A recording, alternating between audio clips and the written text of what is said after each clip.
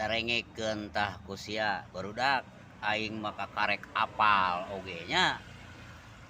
Jadi euy setelah kapamimpinan Pak Deddy Mulyadi mah euy lain sing ieu teh goblok sia teh lain sing. Jadi satu persatu mulai kabongkar kebusukan di pemerintahan.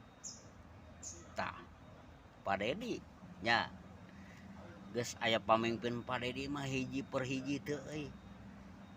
Kabusukan ka pemerintahan teh geus mulai kanyahoan. Jadi mulai rariweuh ayeuna mah jelema teh anu boga jabatan teh da bisi kapanggih.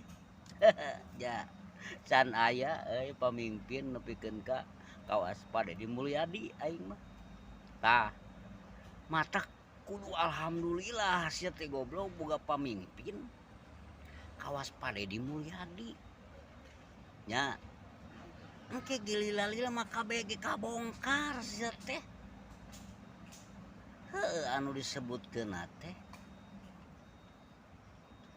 naonnya korupsi. Tah eta henteu tarik aing nya eta. Tah wayahna kapamimpin anu sejen ngararopi bisi engke teh kabongkar. Jadi kabongkar ge ari geus ngopi mah beureun ngareunahkeun. Tah sakitu ti pusat mah hayang seuri sakapeung mah nya tentang kapamimpinan Pak Deddy. Hayang seurina teh jago.